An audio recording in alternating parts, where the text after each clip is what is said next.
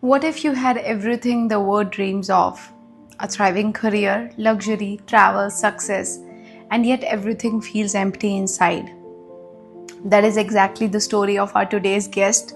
In this episode, she shares how to redefine success, face emptiness without fear, and turn inward to create a life of real meaning and purpose. So, if you have ever wondered why achievements don't bring lasting happiness, this episode is for you.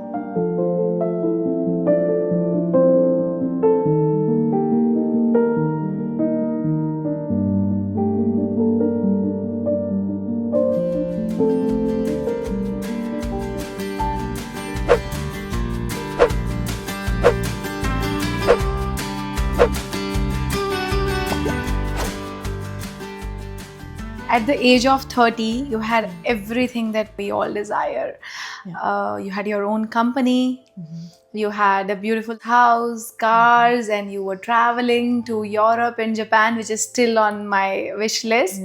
But why you think it was not enough? People have told us since we were born that this is to have it all: financial success, a comfortable home, a car. Everything was at my fingertips. And at the time, I enjoyed my success, but really after maybe like 2 years of basking in this AKA success, I always felt like something was missing. You just wake up and you're enjoying these nice things, but they lose their Charm. beauty or charm or significance to you. You almost take them for granted when you don't live in a different way, Anyway, so I just woke up every day thinking, okay, thank you, the universe or God or what you want to call it, but I'm still not happy and I'm still not successful. There was something that was missing. I was a puzzle and there was a piece that has not completed the puzzle. Okay, but we'll take a pause there. So you mentioned at the age of 30 you had everything, but not many people get there. So what was your driving force, at such a young age? Why do you think you achieved so much? I've always had a hungry spirit. And I've had a little bit of fearlessness in me. Bless my mom. Since I was a child, I've always, had my own kind of agenda, my own trajectory. I loved life. And on top of that, I come from an immigrant family and we are very hardworking, and success or obtaining material things or moving on in life and doing different things was always ingrained in us. And that's, the word success. And if you're not successful, you don't belong and you're not worthy. And especially as a woman. But there's so many immigrants, right? Not everyone is successful, even if we talk about material success. Yeah, you're right. It's not we should not generalize, but it was just ingrained in my family. Like, you now have an opportunity because we didn't have an opportunity once. You had an opportunity, so you had this acute awareness. Somebody has given you an opportunity. Don't waste it. Our families, they go through so much just to get you to that country or just to do so much for you. And they make sure that you know that. I've sacrificed my life. I've done all this, So you don't want to take it for granted. It's a way of respecting them too. And of course, who doesn't want to be successful?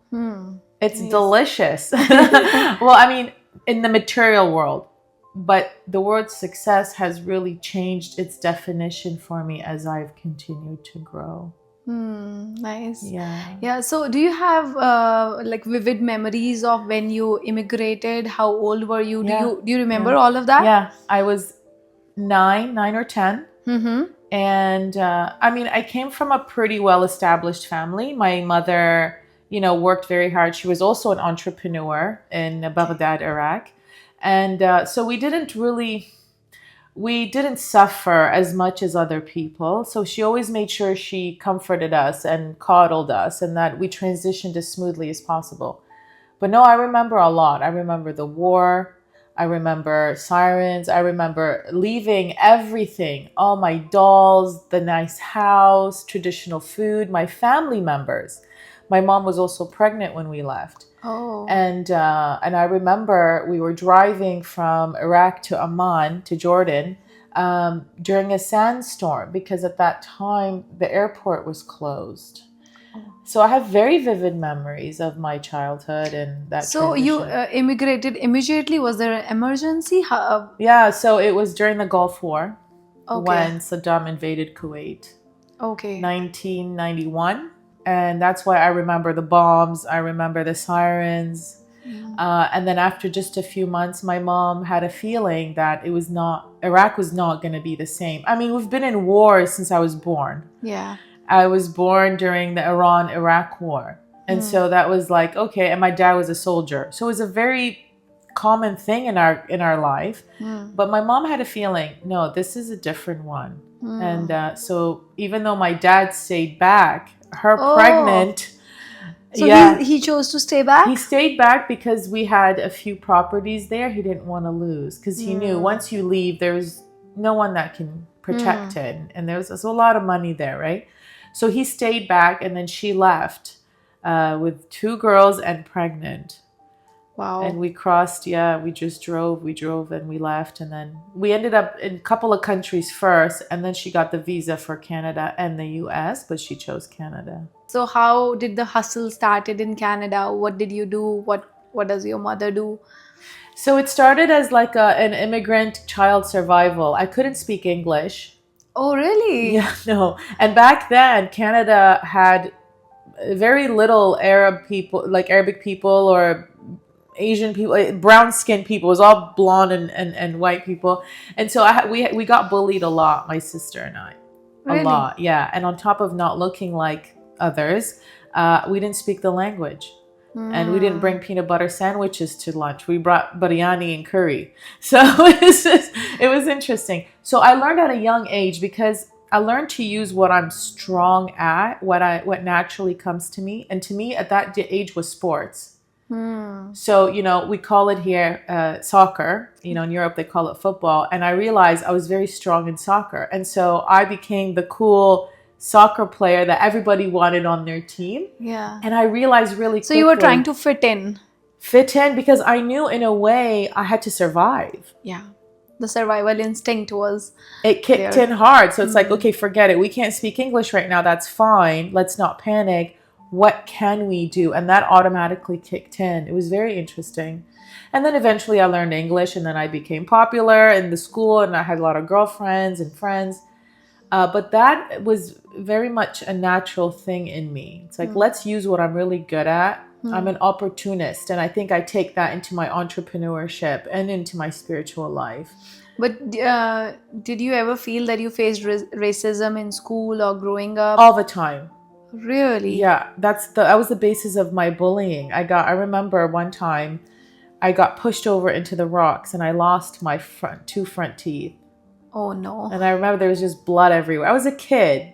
So not only had I lost all my friends, all my nice stuff, all my nice dolls, my language, the everything changed. I was getting also bullied.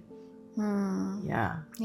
Did you share that with your mother or? Yeah, she complained to the principal, but then I got bullied for complaining to the principal. You see, it's interesting, the social dynamics and the psychology of schools. Like, you really need to be a little cunning. And that's when I realized, oh my God, my mom protected us from the war, but she could not protect me from playground bullying.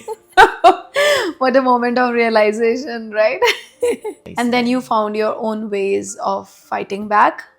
Yeah. So it was not technically fighting back, but I kind of was like, okay, you need a good soccer player. Well, I'm going to be that. And I'm going to be something you need. And if you need me, you're going to respect me. So I kind of transcended that, beat them at their own game kind of thing. Yeah. So now coming back to the success, can you paint me how a day would look like when you're like on the top, on the pinnacle of your success? Sure. We were serving people injured in car accidents and injured in slip and falls or just injured, that they needed rehabilitation. So, but I expanded from that profession and we started offering social work, psychology. So we started to really build the team. And at some point I said, I need a break. I was a single 30 or something year old. And like you said, I had it all, but I needed a break. I was getting burnt out. It came with a price. So I said, guys, I'm going to go live in Europe for a few months. Oh. You go see the clients, you send me the reports, and then I will pay you online. And that worked out for a few months. And so I would be sitting in a balcony in Barcelona doing reports, having nice meals, enjoying Europe, and then just really going, oh, where do I want to go now? I want to go to Paris. Oh, where do I, like, literally just like that, not having to think about how much does a ticket cost? How long do I need to go? Really, it was my time and my finances that gave me now a different kind of freedom. So now the freedom of not just survival and safety, but freedom of like enjoyment, abundance, and luxury, and my own time. Yeah. But when did that emotion kicked in that, okay, you're bored of it? It is not enough. See, at some point, it becomes redundant. Yes. So after a while, you think, okay, another nice yacht, another nice, restaurant, another nice, trek. But really, when you sit with yourself in these places and afterwards, and then you do really meet different parts of yourself. And that's what traveling started to mean to me. Yeah. So one time, one of the friend told me something very interesting, that some people travel because they are running away from something. Yeah. So which category you were in? You were running away from something, or you were running towards something? Yeah. So in the beginning, I was running away. I coped From what? by the pressures. The pressures. Even though I love being an entrepreneur, I love being the third parent, as we're saying, in an immigrant family, the oldest. I loved being someone of some status or whatever. It came with a lot of pressure and a lot of demands and expectations others had on me, especially people that meant a lot to me. So I took it very, very, it was significant. So it was burning you out. It was burning me out because I wasn't taking care of myself. I didn't stop and breathe and go, okay, let me check in. How am I? And that created a disaster, because then I was on autopilot, and then I became someone I didn't recognize. I allowed a little bit more of the superficiality influence who I thought I was. I lost clarity.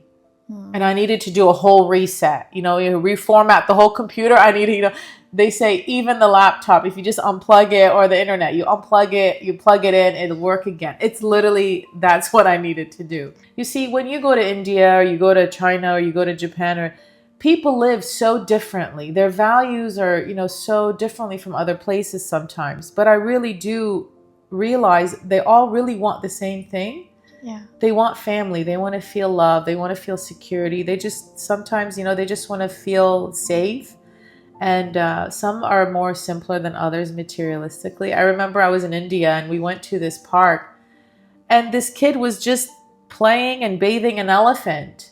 And he was so happy, And so when you see people living in different ways, a part of you grows, and a part of you goes, what about that is imprinting something on me? What am I taking away? And does it matter to me? So it starts to influence your values, what matters to you, what you think is significant. And eventually with that, over time, you start to get away from this idea, especially in North America, we have that enriching your life is way more than money. Traveling didn't matter to me because of the nice places or the good food. It mattered to me because I saw me growing in wisdom so much faster than I did doing a master's degree, than I did going to school, than I did having a company. It enriched me in the depths of my own self, and it woke up different parts of me that really matured me. And so I realized it's not about checking off places on a list. So now you consider yourself a tourist or a traveler? I'm a traveler. I will skip the Uber if I can and take the metro. I will go into the grocery store and cook with the local ingredients. I will meet people that live there versus, that's why I love also traveling alone. It opens up the opportunity to get out of your own bubble. I will talk to that restaurant owner and see how things are going, and I'll just watch people too. The question that irritates you the most, how many countries you have traveled I don't to? know. Maybe 35. But wherever I've been has definitely led to who I am now. So what was your first international trip? Australia. And the funny story is I was 19. And back in the day, 19, what was that, 24 years ago, I had a friend and she had met somebody online and she really fancied him, and he was Australian. And I was going to university and I had just gotten a grant from the government to go to university. And she comes to me and we had a summertime and I didn't have to go to school till September. She goes, "Do you want to go to Australia?" And I go, "Yeah, but where's Australia?" So imagine the first trip was literally on the other side of the world. And I even think back then, it was 1999 or 2000. The ticket was still $2,000. Wow, as you know, that's a lot of money. for a 19-year-old. Yeah. Back then I was working at Tim Hortons for $6 an hour. and I don't know, 40 hours in flight. And we still went. Okay. And we were so humble and did not have much money. We spent the whole month in Australia, literally in a car, traveling on the back roads of Australia. Wow. And I remember it was amazing. We were sleeping in the car. We were camping. We were taking showers in camps. Very humbling.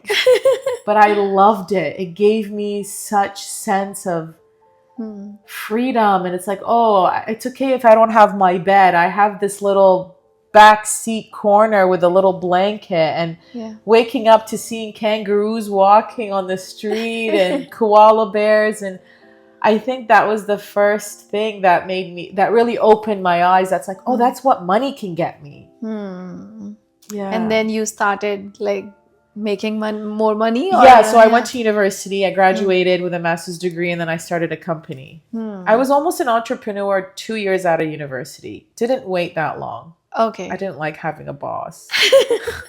You are your own boss now. now. Don't tell me what to do. Nice. So you have traveled to so many countries. What is that one trip that lasted with you forever? It might be that one, for sure, as I remember it now, just because it had such an impact on me. Another one was India. And I didn't technically, see India. I went to the ashram to visit the ashram. There was a program, a 5-day yoga program. And I went alone. And I had never been to India before. I didn't even know you needed a visa, but yes, you needed a visa. And I ended up meeting a woman there, a British woman who was ex-military. Okay. We ended up being roommates. And so she was exploring India, and I said, "Can I tag along?" And we ended up exploring other parts of India. But yeah, India really changed my life. And if you look at my passport now, it's all Indian stamps. To the point where the authorities are now questioning me. Yeah. So what is one thing that you really like about India? If you have to, articulate it. So it's very hard to put in words, but it's the feeling, it's the energy when you arrive there.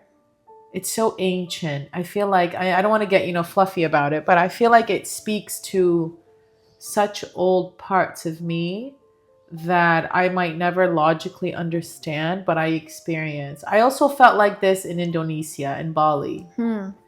When I got there, it was just this energy that, and people say, oh, India's loud and chaotic, and yeah, because the foreigners, especially those who are not from India, they have very mixed opinion. The world is very divided when it comes to traveling to India. So, but you got to get over that nonsense. Yes. India is very special, very sacred. And if you could understand the magic that land holds, it really enables you to open a different dimension within you that, I always say you leave India, but India never leaves you. You're half Indian now. I am, I think, 3/4 Indian. I just need to learn how to cook now. When you come back from India, Yeah. is Tim Horton comforting, or you're looking for samosa chai? No, it's not comforting. I want some chai masala too on top of that, And with the samosa and the samosas and the chutney. Well, being vegetarian, it's heaven. Yeah. It's heaven. And here or just in Western countries, you have to. Do you have vegetarian food? How do you cook this? It's a little exhausting. So, what is that one country that you really want to travel again and you will recommend everybody should go to other than India? India, I know, will be on the list. I think at some point you got to turn off your TV and turn off the social media and go to the Middle East. Okay.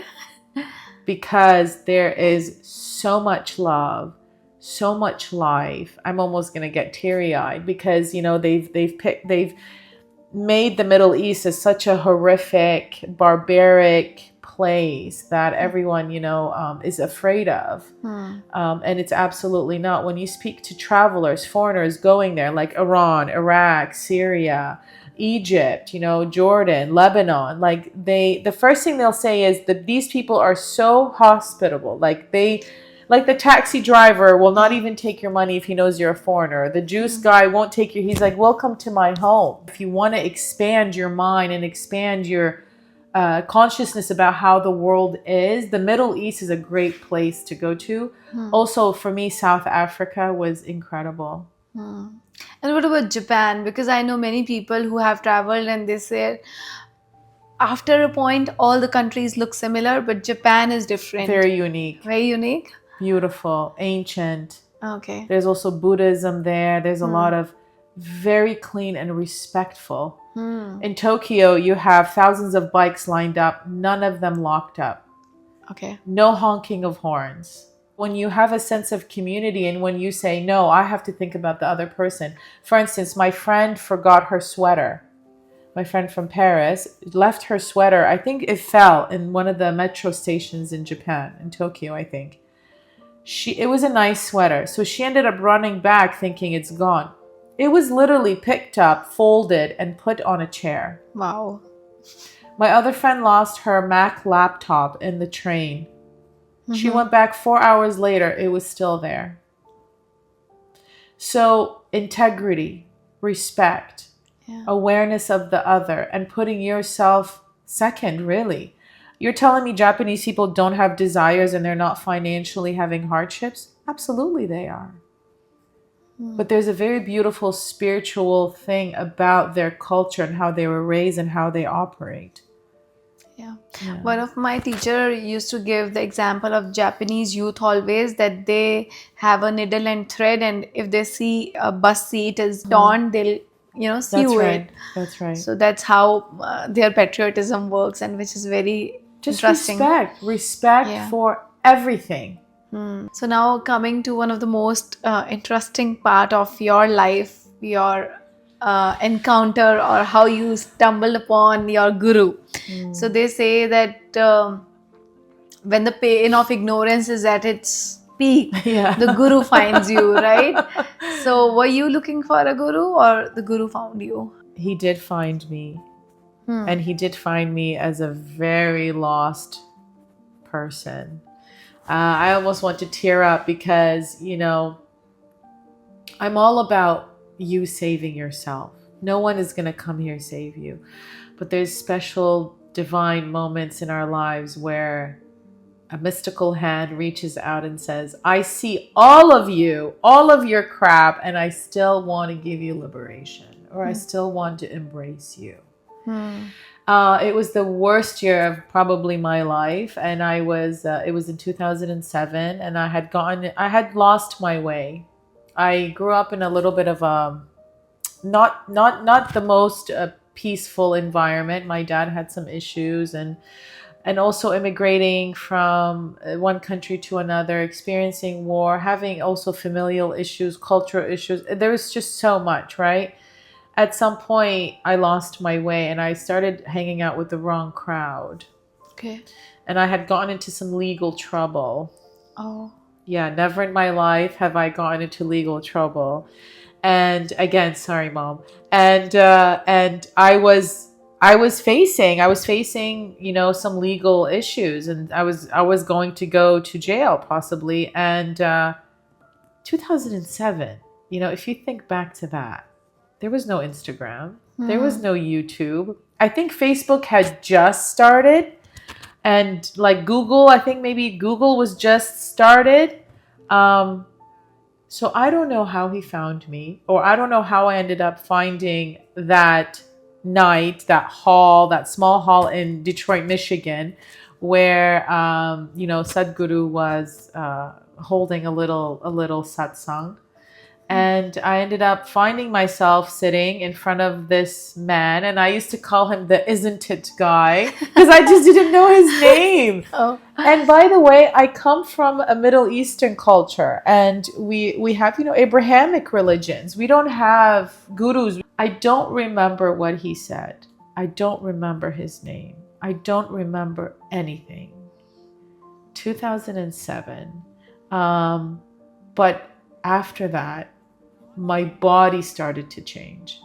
Okay. I went not volitionally. I did not choose this. It's not easy to become vegetarian in 2007 here. And at that time, my partner was Italian, and he had sausages in the basement. So after that, just a few months after that, I literally could not eat meat anymore. Long story short, I started to slowly change, but he left me, and I didn't. And then fast forward, so I graduated with a master's degree. I started a company in 2015. He pops up on my YouTube. Oh. And I said, that's the guy. But it took me a while. It wasn't until 2019, January, that I was initiated into inner engineering. And then shortly after that, I went to Isha. I went to the ashram, and I've been back probably 8 times now, 9 times. So those of our viewers who don't know, Sadhana Pada is an extensive 7 to 9 month residential program in Isha, and you took that, right? What made you dare to took that? Like, what were you looking for? What was your intention, as you asked? Yeah. So right before Sanapada, I had really reached a point of, some people call it depression. It looked like depression. It was, we say the term anhedonia, really lack of interest in anything. I didn't feel alive. I felt like one foot was in here and the other foot was in there. So yes, I still wanted to do entrepreneur things and expand my therapy work and travel and meet people. But at the same time, it was like, yeah, but there's something else. And I don't know it yet, but I've tasted it a few minutes. So Sanapada, actually 30,000 people applied that year. I applied, and they only accepted 1,200. And out of the 1,200, only 800 culminated. So you can imagine. So they took a risk on me. It was like, no, if you're not going to take me in Sanapada, I don't care. I'm going to come to the ashram anyway. It had gotten to that point in my life. I really did not want anything else. I didn't want to get married. I just did not. I had tasted so much. And it was making me crazy that was not it. And I almost got angry because I looked at society and I looked at my family and I said, you told me this was it and it's not. Now I got to figure it out. It was a little bit of you betrayed me. But that's what they knew. Yeah, they don't know any better. No. Yeah. So they took a chance and they accepted me. And it's one of the most incredible things that has happened in my life. So you were in ashram for 9 months. How would your day look like in ashram, like a regular day? So we would be guided to wake up at 4:30 in the morning, no later. And if you don't get up, someone's coming to tap you, and the chants are going, and the showers are going, and you're living in a room with 8 other women, and the lights are on, everything. You don't have a choice. So you take a bath and you get all that going. And by 5:30 in the morning, you start your sadhana, guided sadhana. They really take care of you. And then about 9 a.m., you go and you get ready for seva, for your volunteering. And the ashram in India is pretty large. So you are designated according to your background. Sometimes you are designated into a department. And you are doing that department. Then you have brunch around 10:30. And then you go back to seva, and then you do that till 4 or 5 p.m. You do sadhana again, and then you go for dinner, and then you go back to Seva until 9 p.m. 9 p.m., 9:30, silence time, and like that every day.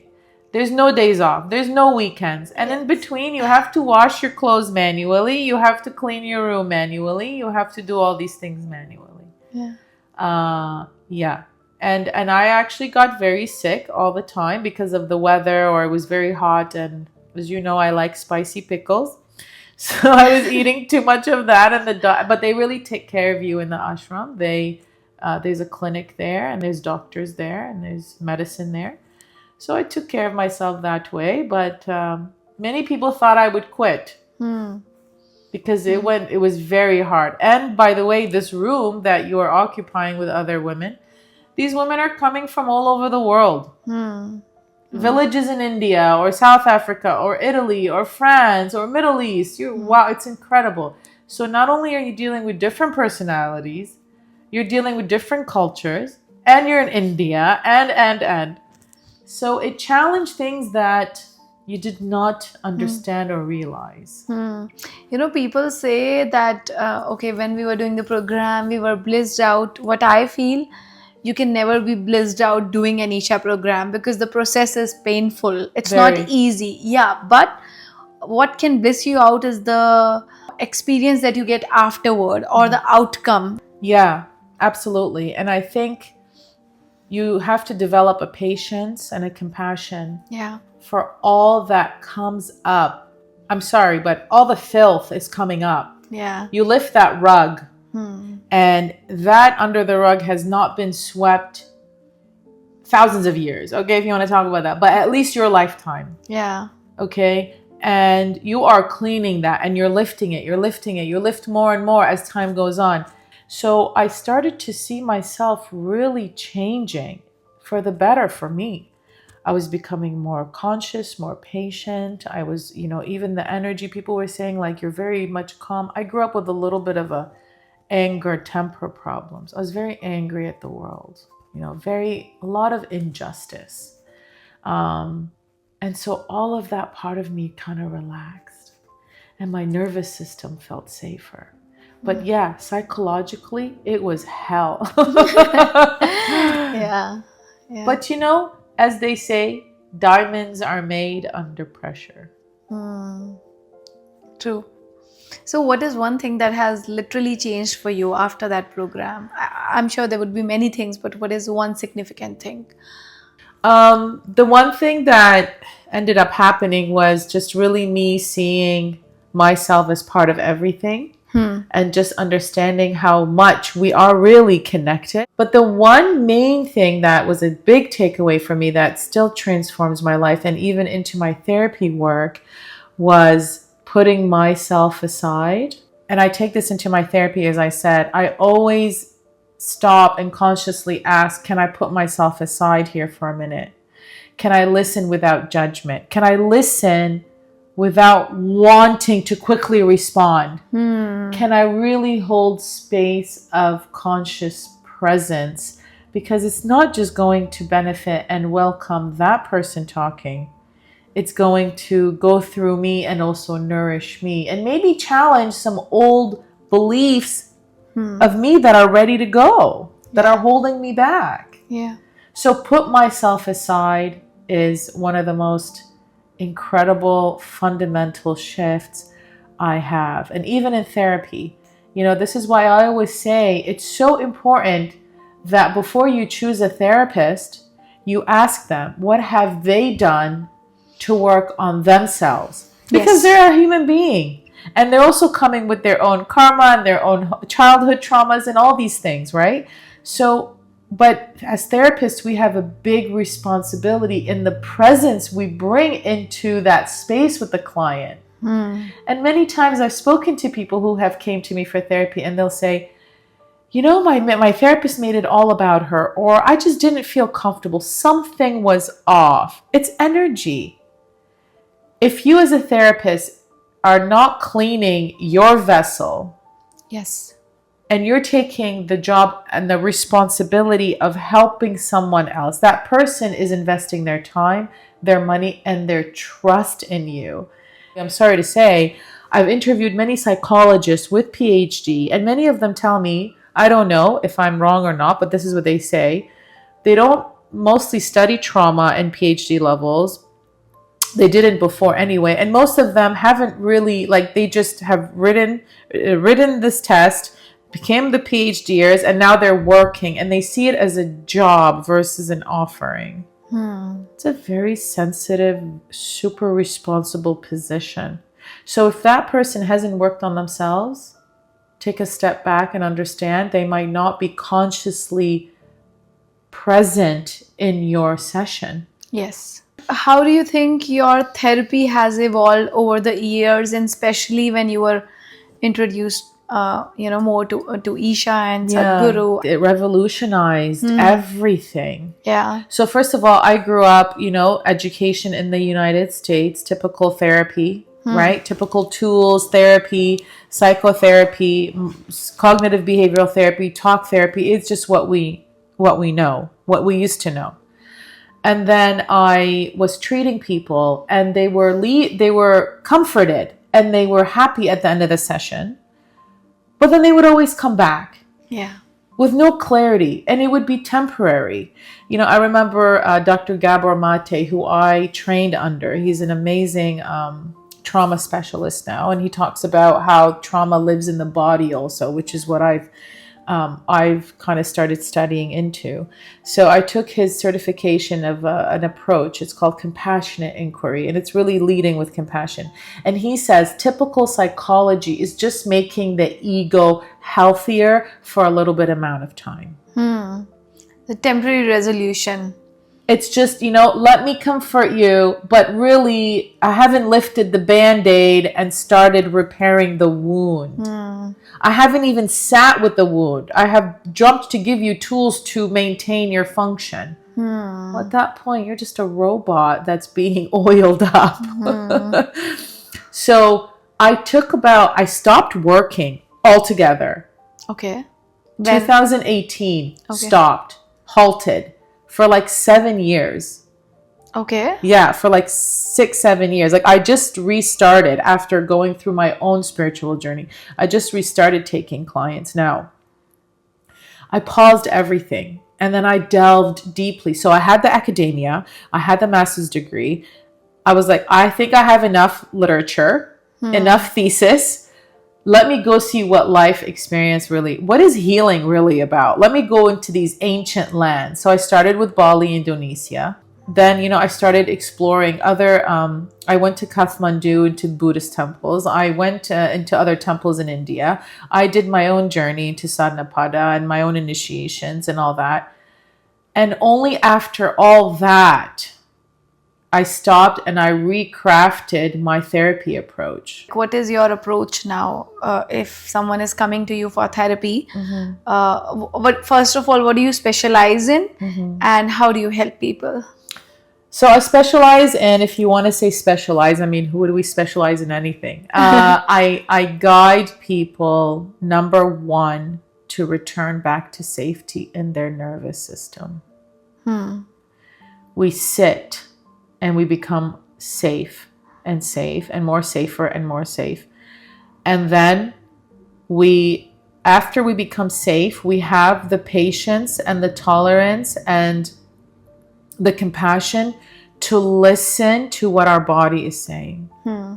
We know now in trauma therapy that your body has been registering trauma in the memory body since you were in your mother's womb. Yes. Your body is a sponge. Yeah. Your body is made to protect you, but also carry you through. Your body is an incredible tool that is multidimensional. See, what is trauma? The word trauma. It's not what happened outside. It's not what happened to you. It's what happened inside you that shifted and that communicated to your nervous system, you're not safe and you need to be on guard. And that could look very different for all of us. So you and I might watch the same movie and I might be like, oh, that's funny, and walk away. But you might sit there and now have nightmares and have panic attacks. Because it triggered something that was already there. Something that's already silent, dormant, that needs a little bit of a rise consciousness and guidance to come out for total transcendence. That's what we do. And I have to tell you, the things that come up in sessions. So for instance, I've had a lot of women who come to me and for instance, they're like, I want to be successful in relationships. And I don't know why I'm blocked. Attractive women, independent financially, lovely people, but there's a block. When she's in the presence of a man, she becomes something, her body reacts differently. Well, over time, and as we are sitting with the body and as we are creating safety in the nervous system through regulatory practices, so there's certain things that regulates the nervous system. One of them, as we know in ancient India, is pranayam. Well, now therapy, we call it, vagus nerve regulation. So after we had created safety in the nervous system, she's now safe. She's safe in her body. When you're safe in the body and the body relaxes, wow, it starts to speak. It starts. So once the nervous system is safe, you give it space. We do a little bit of a meditative work where the mind is cleared a little bit and we're just sitting patiently with the body. We're just sitting with the body. And then we give it space to finally speak.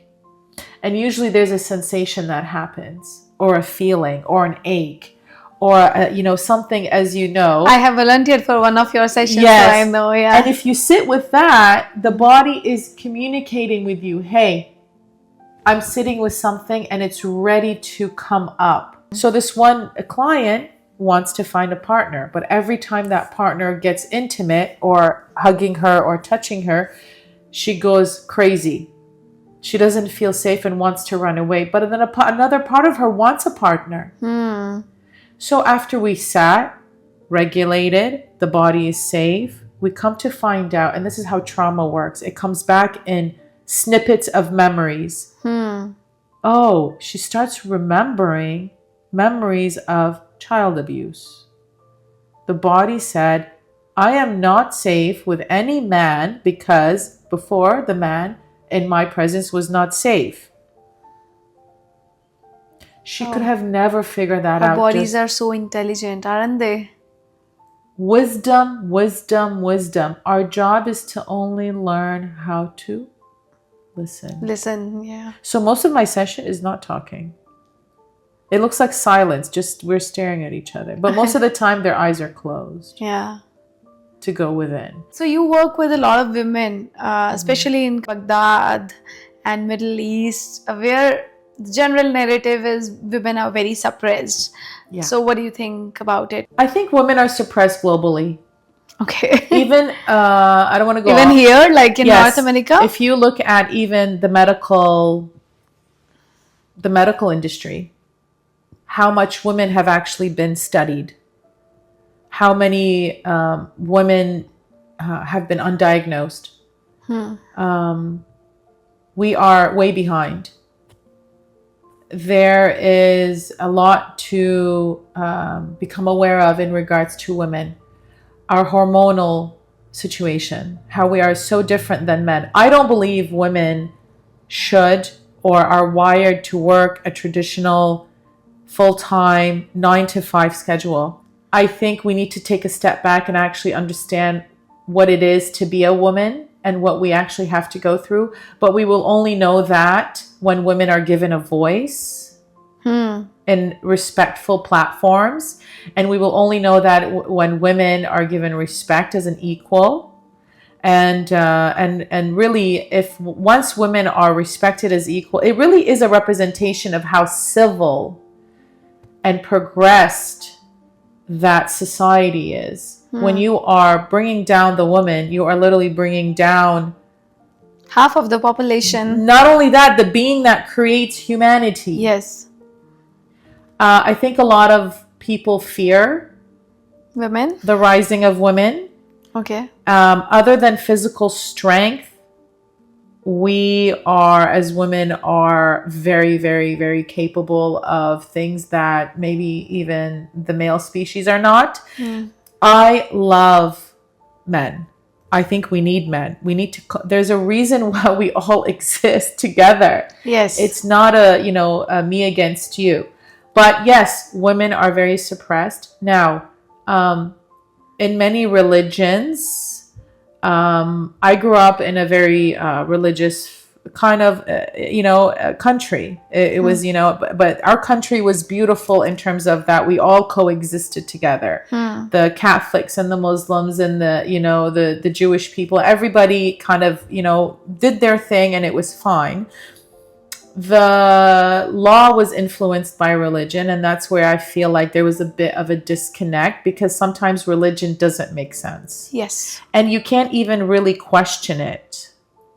Because when you question it, you just get irrational answers. Yeah. Now, the main thing I have to say, I think in the two main religions I've worked with, and that's Islam and Christianity, there is this word called sin.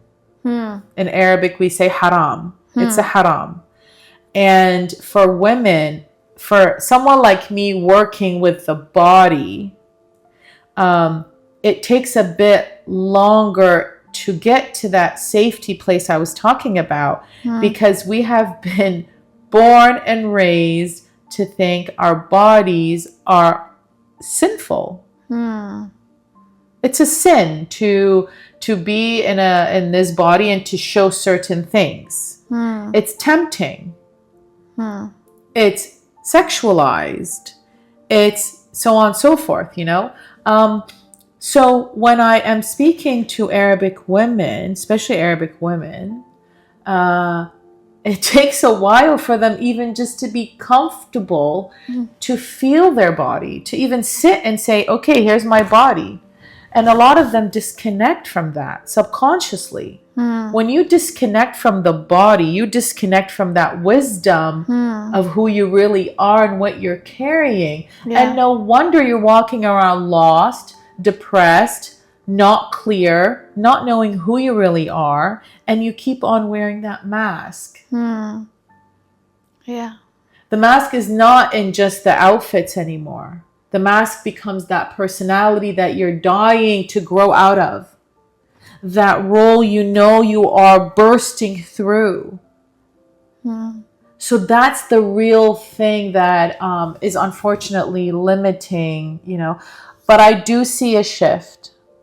Okay. I do see a lot of ownerships and women breaking out of that in the Middle East. And I think it's because they have access to online media. They have access to media that is showing psychosomatic therapy, healing, meditation. So when I went to Baghdad, I started offering retreats, some of them, free of cost, just to drop in. And now they're seeking and they're wondering. Yeah. Because they see, like I saw, something is missing. So that's my offering, is to safely bring them back to themselves after the world that they've lived in has told them they themselves are not safe, even just their existence. And they have to make sure they don't tempt anyone. Yeah. Because then it falls on them that someone was tempted through their own bodies. So before we sign out, Weam, what is one message that you would like to give? Have a little bit more compassion for yourself. Don't be so hard on yourself. Don't judge yourself so quickly. Don't push yourself down. Thank you, Weam. Thank you so much. You were so honest, so deep with your conversation, and I don't know what will other take from this conversation, but there were so many takeaways from me, and I thoroughly enjoyed talking to you. Thank you for having me. Thank you for giving me a voice. Thank you. Thank you.